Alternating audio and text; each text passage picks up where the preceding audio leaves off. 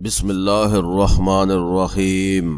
آج ہم بات کریں گے حضرت ہود علیہ السلام کے بارے میں۔ حق تعالی نے حضرت ہود علیہ السلام کو قوم عاد پر بھیجا۔ وہ قوم دراز قد اور چوڑے جسم کی اور نہایت ہی خوفناک تھی۔ سب سے لمبا ان میں سے 100 گز کا اور ٹھگنا 60 گز کا، اور وہ سب کے سب بت پرستی کرتے تھے اور خدا پرستی سے از حد بیزار تھے۔ وہ سنگ کو تراش کر پہاڑوں میں اپنے مقام بناتے اور اپنی تنگ نظری اور سنگ دلی سے بتوں پر ایمان لاتے تھے، مگر ان میں سے ایک فرقہ ایمان لایا تھا اور وہ ان کافروں کے خوف سے اپنا ایمان چھپاتا تھا۔ جب حضرت ہود کے پند و نصیحت حد سے زیادہ ہوئے تو سب کافر حضرت ہود علیہ السلام کو ایذا دینے کے لیے آمادہ ہو گئے۔ جو لوگ ان پر ایمان لا چکے تھے انہوں نے حضرت ہود علیہ السلام کو اس بات کی اطلاع دی تو حضرت ہود علیہ السلام نے جناب باری تعالی میں ان کافروں کے واسطے بد دعا کی۔ اس بد دعا کے نتیجے میں برسات موقوف ہو گئی اور زراعت سوکھ گئی اور تقریباً 7 برس تک وہ کافر قحط کی بلا میں گرفتار ہوئے اور بھوک و پیاس کے مارے اپنی زندگی سے بیزار ہوئے۔ حضرت ہود علیہ السلام نے ان لوگوں سے بہت ہی شفقت و محبت سے فرمایا کہ تم لوگ سب ایمان لے آؤ اور اپنے آپ کو دنیا کی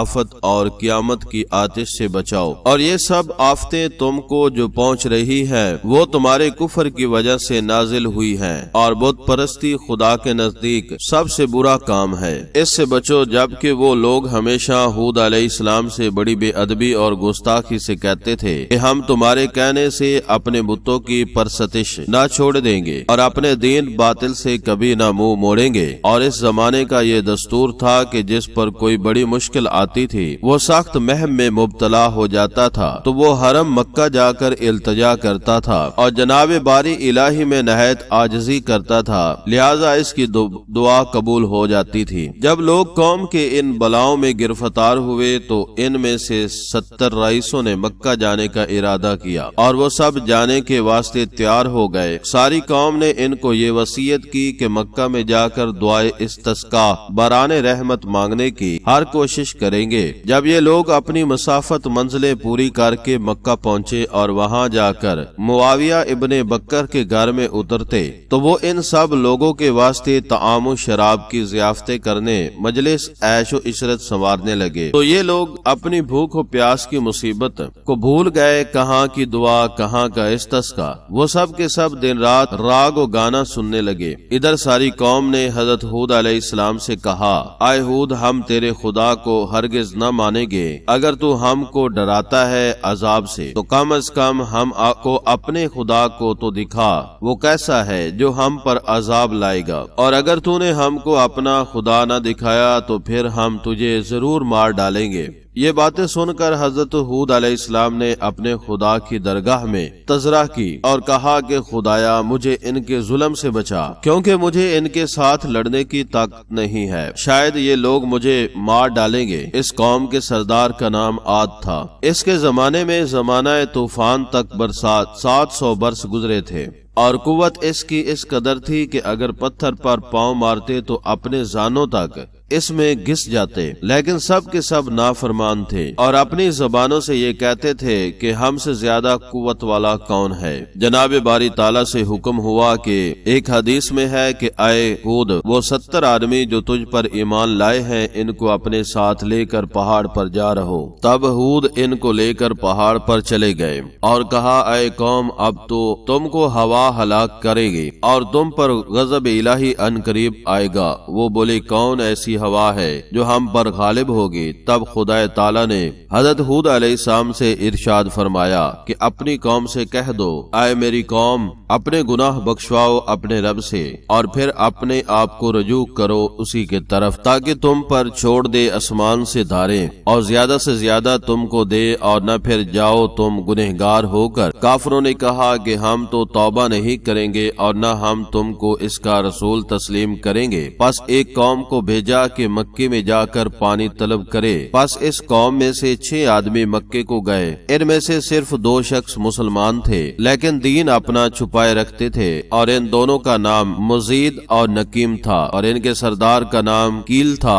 یہ 70,000 آدمی لے کر مکہ کو گئے۔ مزید نے ان سے کہا کہ جب تک تم حضرت ہود پر ایمان نہ لاؤ گے اس وقت تک تم پر باران کا برسنا موقوف رہے گا۔ یہ بات مزید کی سن کر سب نے ان کو جھٹلایا۔ ان کے بعد مزید اور لکیم نے کہا، یا الہی یہ لوگ تیری رحمت کے قائل نہیں ہیں، تو ہماری حاجتیں پوری کر۔ بارگاہ الہی سے آواز آئی کہ کیا مانگتا ہے مانگ۔ مزید نے کہا، یا الہی میں تا قیامت دنیا میں بھوکا نہ رہوں۔ حکم ہوا کہ میں نے تیری یہ حاجت قبول کر لی۔ بعد لکیم نے کہا، یا الہی 7 دفعہ کی عمر مجھے عطا کر، جس کی عمر چاہوں بطن بعد بطن 3000 برس تک زندگانی کرو۔ حکم ہوا کہ میں نے تجھے بخشی۔ اور کیل نے کہا، خداوند کوئی ہماری قوم میں بیمار نہیں ہوا کہ تجھ سے شفا چاہو، اور نہ کسی مشکل میں پڑا ہوں کہ مجھے تجھ سے یاری مانگو، مگر پانی مانگتا ہوں واسطے قوم عاد کے۔ اتنے میں 3 ساعت کے اندر ابر سیاہ سفید سرخ پیدا ہوا، اور آواز آئی، اے کیل ان تینوں میں سے جس کو چاہے اختیار کر۔ تب کیل نے سوچا کہ ابر سفید سرخ میں پانی نہیں ہوتا، مگر ابر سیاہ پانی سے خالی نہیں ہوتا، لہذا اس کو اختیار کیا۔ اللہ تعالیٰ کے حکم سے ابر سیاہ ساتھ ساتھ اس کے منزل مقصود کو پہنچا۔ وہب ابن منبح نے روایت کی ہے کہ 7ویں زمین پر ایک ہوا ہے اور اس کا نام ریح العقیم ہے، اور 70,000 زنجیروں سے اس کو باندھ رکھا ہے، اور 70,000 فرشتے اس پر محافظ اور موکل ہیں۔ جب قیامت کا دن ہوگا وہ ہوا چھوڑ دی جائے گی اور اتنی تیز ہوگی کہ پہاڑوں کو مانند ریزہ ابریشم کے اڑا دے گی، اور آسمان گر پڑے گا اور اس کے ٹکڑے ہو جائیں گے، اور وہ روئی کے گالے کے مانند اڑتا پھرے گا، جیسا کہ اللہ تعالیٰ نے قرآن پاک میں فرمایا ہے۔ پھر جب پھونکے گے نر سنگے میں ایک پھونک اور اٹھائی جاوے گی زمین اور پہاڑ چورا کر دیے جائیں گے، ایک چوٹ اس دن ہو پڑے گی پڑنے والی، اور پھٹ جاوے گا آسمان، پھر اس دن وہ سست ہوگا۔ حکم ہوا کہ اے فرشتو وہ ہوا قوم عاد پر کچھ دیر کے واسطے چھوڑ دو۔ تب انہوں نے عرض کی کہ اے جبار عالم کس قدر چھوڑ دیں؟ حکم ہوا کہ گائے کی ناک کے نتنے کے اندازے سے چھوڑ دو۔ انہوں نے پھر عرض کی کہ یہ رب العالمین اس مقدار سے تو سارا عالم ہی برباد ہو جائے گا۔ تب حکم ہوا کہ سوئی کے ناکے کے سوراخ کے برابر چھوڑ دو۔ جب انہوں نے حکم خدا کو بجا لاتے ہوئے اس ہوا کو سوئی کے سوراخ کے برابر سے چھوڑا تو وہ ہوا مانند ابر سیاہ کے پہاڑ کی طرف نکل کر آئی۔ اس ہوا کو دیکھ کر قوم عاد بہت خوش ہونے لگی اور کہنے لگی، بولے یہ ابر ہے، ہم پر ضرور برسے گا۔ حضرت ہود علیہ السلام نے کہا، کوئی نہیں، وہ یہی ہے جس کی تم لوگ شتابی کرتے تھے، اور یہ وہ ہوا ہے جس میں دکھ کی مار ہے۔ اور جب ہوا نکلی کافروں نے کہا، اے ہود تو نے جو خوشخبری پہنچائی کہ جس سے ہم خنک تر ہوں گے۔ ہود علیہ السلام نے فرمایا، اے کافرو ذرا صبر کرو، اللہ تعالیٰ کی طرف سے تم پر عذاب علیم پہنچتا ہے۔ وہ اس خبر کو سن کر تقریباً 7 لاکھ مرد 3 پہاڑوں کے دامن میں جا رہے جہاں ہوا کی راہ ایک طرف سے بھی نہ تھی، اور یہ سب آپس میں ایک دوسرے کا ہاتھ پکڑ کر اور اپنے پاؤں کو گھٹنوں تک زمین میں گاڑ کر بیٹھے تھے، اور زانوں مرد لڑکے بالے 4 پایوں کو بیچ میں اپنے لیے، اور کہتے تھے کہ 3 طرف تو ہمارے پہاڑ ہے اور ایک جانب ہم سب ہیں، دیکھتے ہیں کہ کون سی ہوا ہے کہ ہمارے بیچ سے گزر جاتی ہے اور ہم پر کس طرح زور کر سکتی ہے۔ جب متکبروں نے اپنی قوت کا غرور کیا تو اچانک ایک آواز عد کڑک گڑگڑاہٹ کی آئی، اور ہوا نے اس قدر زور کیا کہ پہلے مکانات اور قصر وغیرہ جتنے تھے سب جڑ سے کھود کر پھینک دیے، اور تمام تعمیرات برباد ہو گئیں، اور ان کی عبرت کے واسطے ان کے پاؤں کے نیچے اور ان کے سامنے سرنگوں کر کے زمین پر ڈال دیا۔ مثال اس کی جیسا کہ اللہ تعالیٰ فرماتا ہے، یعنی پھر تو دیکھے گا دیکھا لوگ ان میں سے بچھڑ گئے جیسے وہ جھنڈ ہیں، کھجور کے کھوکھلے پھر کیا دیکھا ان میں کوئی بچ رہا، اور پتھر دھول و خاک میں ایک بار تک پڑے روتے رہے، اور جو شخص بھی ان کے رونے کی آواز سنتا تو وہ بھی ہلاک ہو جاتا۔ نہایت ہی بھیانک اور خراب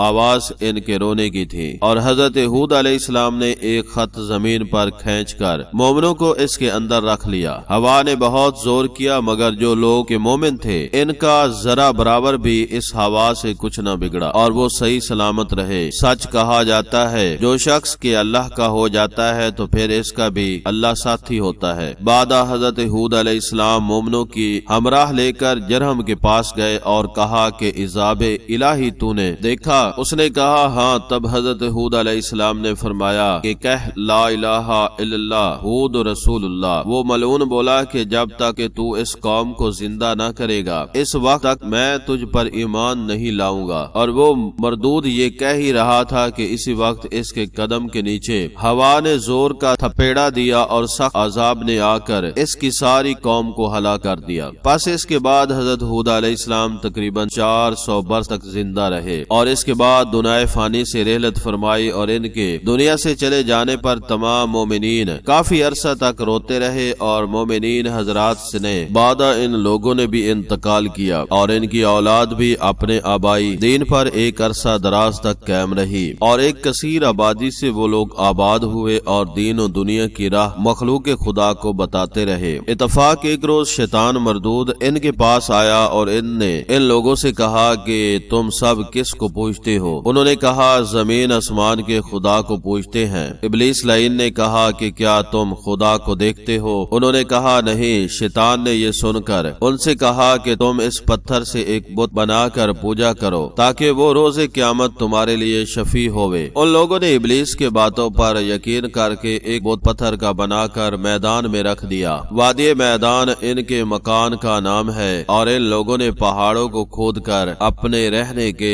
واسطے گھر بنائے تھے، اور اس پتھر سے اپنے پوجنے کے واسطے بت بھی تراشے تھے، اور اس بت کے چاروں طرف چھید کر کے اس میں نکرہ پلا دیا تھا، اور ایک تخت عظیم الشان بچھا کر اس پر ایک سونے کی کرسی رکھ دی، اور اس بت کو رکھ دیا تھا۔ بعد ابلیس نے کہا کہ تم سب اس کو سجدہ کرو، اور ابلیس کے کہنے سے سب لوگوں نے سجدہ کیا، اور وہ سب کافر ہو گئے، اور اسی جگہ ایک گنبد عظیم شان بنا کر اسے معبد خانہ قرار دیا۔ بعد خدا تعالی نے ایک مچھر کو بھیجا، اس نے اس گنبد کو چھید کر بت کے اندر جا کر خرطوم یعنی کہ ڈنگ اور سونڈ اپنا اس کے سر میں چبو کر کرسی سمیت اس کو اٹھا کر دریائے محیط میں ڈال دیا۔ تمام کافر یہ حال دیکھ کر بہت متحیر و پریشان ہوئے اور کہنے لگے کہ ہم کس کو پوجیں گے۔ بعد خدا تعالی نے اس قوم کی طرف حضرت صالح علیہ السلام کو بھیجا۔ بعد قصہ حضرت ہود علیہ السلام کے قصہ شداد العین کا تحریر کرتے ہیں، کیونکہ شداد العین بھی حضرت ہود علیہ السلام کے زمانے میں تھا، اور اس وجہ سے حضرت ہود علیہ السلام کے بعد ہی تحریر کیا گیا۔ Thanks for watching video. ملتی ہیں اگلی ویڈیو کے ساتھ۔